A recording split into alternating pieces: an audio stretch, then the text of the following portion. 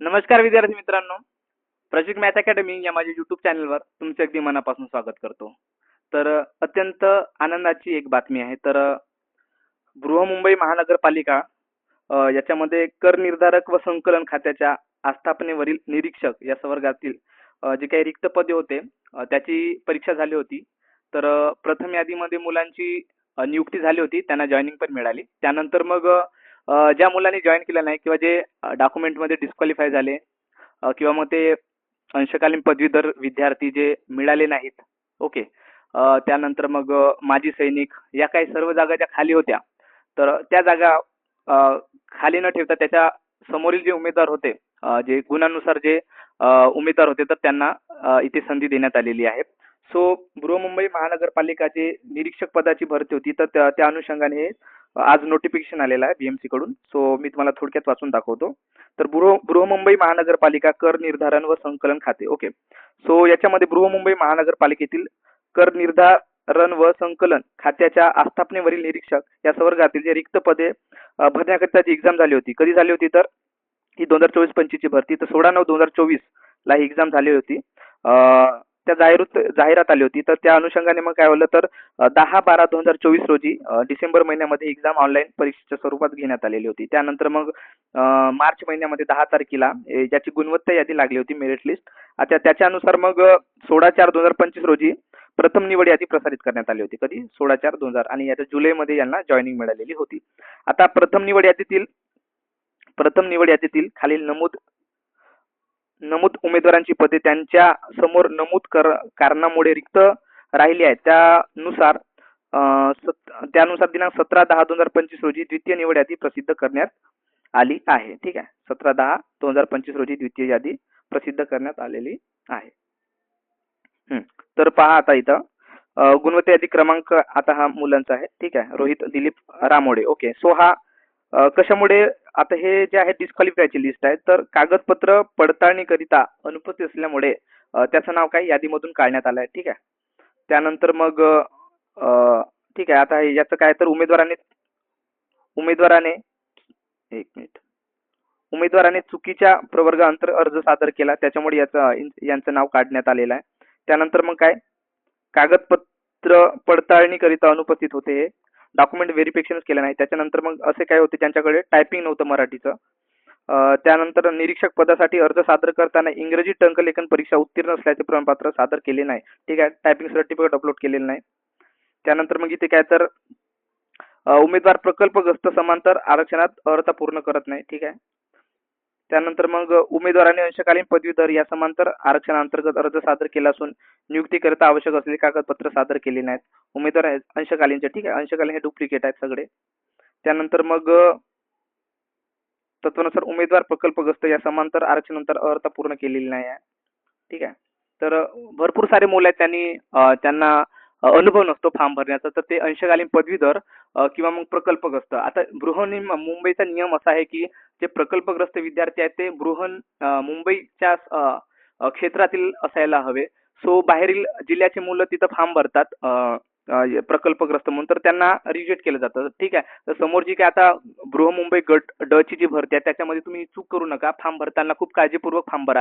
जर तुम्ही प्रकल्पग्रस्त म्हणून टाकला तर तुमचं तिथं नाव नमूद केलं जाणार नाही, तुम्ही त्या भरती प्रक्रियेच्या बाहेर पडाल. ओके. सो अंशकालीन पदवीधर याचा अर्थ असा होतो की जे 1996 पर्यंत जे त्यांचा जन्मतारीख जवळपास 1976-72 चे आहेत, त्यांनाच फक्त अंशकालीन काय म्हणतात त्याला अंशकालीन पदवीधरचा ते सर्टिफिकेट त्यांच्याकडे आहे. तर ते 3 वर्ष अर्धनिम्न सरकारी म्हणून ते काम करतात. सो त्यांच्याकडे ते सर्टिफिकेट असतं. तर कृपया जे नवीन विद्यार्थी आहेत त्यांनी अंशकालीन पदवीधर म्हणजे तुमचं पॉलिटेक्निक झालं असेल किंवा मग तुम्ही कुठून तरी डिप्लोमा केला असेल तर त्या धर्तीवरती फॉर्म भरू नका. त्याच्यामध्ये खूप मोठा घोळ होईल तुमचा आणि तुम्हाला या परीक्षेतून तुम्ही जर चांगले मार्क जरी घेतले असाल तरी तुम्ही भरती प्रक्रियेतून बाद व्हाल. सो त्या अनुषंगाने हे खूप महत्त्वाची गोष्ट आहे. तर बृहमुंबई महानगरपालिका कार्यकारी सहाय्यक या पदामध्ये सुद्धा भरपूर विद्यार्थ्यांनी ही चूक केली. त्याच्यामुळे आता तिसरी वेटिंग लिस्ट आहे, त्याला वेटिंग लिस्ट म्हणू शकत नाही कारण की अजून जे भरती प्रक्रिया आहे ती पूर्णपणे झालेली नाही. ओके.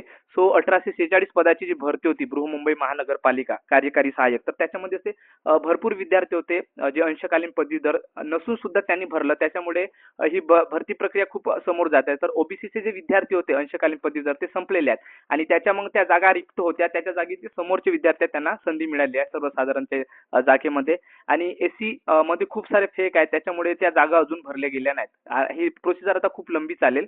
त्याच्यामुळे जवळपास जे उपायुक्त आहेत गांधी सर त्यांच्याकडून असं माहिती मिळाली आहे मला की आम्ही जेव्हा भेटीला गेलो होतो प्रत्यक्षात बृहमुंबई कार्यकारी सहाय्यकच्या बाबत विचारणा करण्यासाठी, तर त्यांनी म्हटलं की ही प्रोसेस आहे ही खूप लांब चालणार आहे. तर जवळपास 6 निवड याद्या ते लावतील. सो आता 2 निवड यादीचं काम त्यांचं झालं आहे. तर तिसरी निवड यादी आता मार्चमध्ये लागेल, फेब्रुवारीला लागेल, याची आपण प्रतीक्षा करूया. जर काही विद्यार्थ्यांना जर भेट घ्यायची असेल तर बीएमसीचा जो वेटिंग डिस्कशन ग्रुप आहे तुम्ही टेलिग्रामला सर्च करा.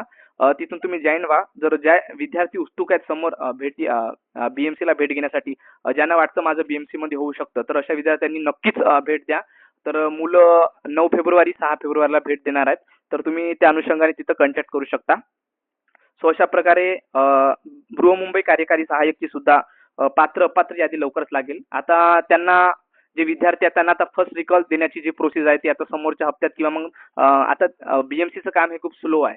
सो त्या अनुषंगाने आपण बघूया, वाट बघूया. तर पुढच्या हप्त्यात किंवा मग फेब्रुवारीच्या सेकंड किंवा थर्ड वीक मध्ये फर्स्ट रिकॉल पडेल. त्याच्यानंतर मग सेकंड रिकॉल आणि त्याच्यानंतर मग क्वालिफाय आणि डिस्क्वालिफाय लिस्ट लागेल आणि त्यानंतर मग कुठे आपली थर्ड बीएमसीची लिस्ट लागेल. ही वेटिंग लिस्ट नाही, ही फक्त अजून 1846 ची जे भरती प्रक्रिया ती पूर्ण झालेली नाही. ओके. सो अशा प्रकारे ही कार्यकारी आपला ही निरीक्षकची यादी आहे. तर निरीक्षकच्या यादीमध्ये क्वालिफाय आणि डिस्क्वालिफाय विद्यार्थ्यांची काही लिस्ट लागलेली आहे. आता समोरची प्रोसेस, आता ज्या काही जागा रिक्त असतील, आता इथे जवळपास किती मुलं रिक्त झाले आहेत, इथे जागा रिक्त झाल्या आहेत, तर जवळपास 27 जागा या रिक्त झालेल्या आहेत. आता या 27 रिक्त जागेला ज्या ज्या प्रवर्गातील विद्यार्थी त्या याच्यामध्ये येतात, तर त्यानुसार म्हणजे लिस्ट होती मेरिट लिस्ट, तर त्या अनुषंगाने मग समोरील विद्यार्थ्यांना बोलवण्यात येईल आणि त्यांना चान्स देण्यात येईल. त्यांचं मग डॉक्युमेंट व्हेरिफिकेशन सुद्धा होईल आणि सगळ्या गोष्टी होऊन त्यांना जॉईनिंग मिळेल. ओके. सो अशा प्रकारे ही भरती प्रक्रिया आहे. हे अजून वेटिंग लिस्ट नाही, निरीक्षकची सुद्धा वेटिंग लिस्ट लागेल, पण त्यासाठी पूर्ण भरती प्रक्रिया आधी कंप्लीट व्हायला हवी. ओके. सो जेव्हा आपली तुमची भरती प्रक्रिया ही कंप्लीट होते त्यानंतर मग वेटिंग लिस्ट लागते आणि बीएमसीचं सुद्धा असंच आहे. ठीक आहे. आता बीएमसी मध्ये भरपूर सारे अंशकालीन पदवीधर आहेत, हे फेक आहेत. त्याच्यानंतर मग प्रकल्पग्रस्त विद्यार्थी म्हणा, असे भरपूर विद्यार्थी आहेत आणि त्याच्यानंतर मग माजी सैनिक त्यांना जॉईन करायचं नाही. तर अशी ही खूप लांब प्रोसेस चालणार आहे. तर ही जवळपास डिसेंबर 2026च्या अखेरपर्यंत पूर्ण प्रोसेस कंप्लीट होईल. त्यानंतर मग कुठे वेटिंग लिस्टचा विचार केला जाईल. जे मुलं जॉईन करणार नाही त्याच्या जागी म्हणजे समोरची मुलं आहेत त्यांना बोलवण्यात जाईल. पण सर्वात आधी ही 1846 ची जी पूर्ण भरती आहे, ठीक आहे, 1846 ची हे पूर्ण भरती केल्याशिवाय पूर्ण होईपर्यंत जी काही वेटिंग लिस्ट लागणार नाही. तोपर्यंत आपण सगळेजण प्रतीक्षा करूया आणि महत्वाचं म्हणजे आपण बीएमसी मध्ये कॉल करणं खूप महत्वाचं आहे. जोपर्यंत आपण त्यांना प्रोसेस विचारणार नाही तोपर्यंत ते लोक काही प्रोसेस फास्ट करणार नाही. आपल्याला त्यांना सांगावं लागेल की प्रोसेस थोडं फास्ट करा म्हणून. तर सर्व विद्यार्थ्यांना विनंती करतो की त्यांनी बीएमसी मध्ये कॉल करत राहावं आणि प्रोसेस थोडी फास्ट करायला सांगावी, जेणेकरून तिसरी लिस्ट लवकरात लवकर लागेल. ओके. सो तुम्हाला ही अपडेट आवडली असेल किंवा ही जी मी काही लेक्चर सिरीज आहे माझी तुम्हाला जर आवडत असेल तर नक्कीच माझ्या व्हिडिओला लाईक करा, मित्रापर्यंत शेअर करा आणि जर तुम्ही माझ्या चॅनलला नवीन असेल आणि तुम्हाला बीएमसी रिगार्डिंग अशीच माहिती हवी असेल तर नक्की चॅनलला सबस्क्राईब करून ठेवा. ठीक आहे. मी भेटूया मित्रांनो पुढच्या व्हिडिओमध्ये. तोपर्यंत पाहत राहा प्रशिक मॅथ अकॅडमी.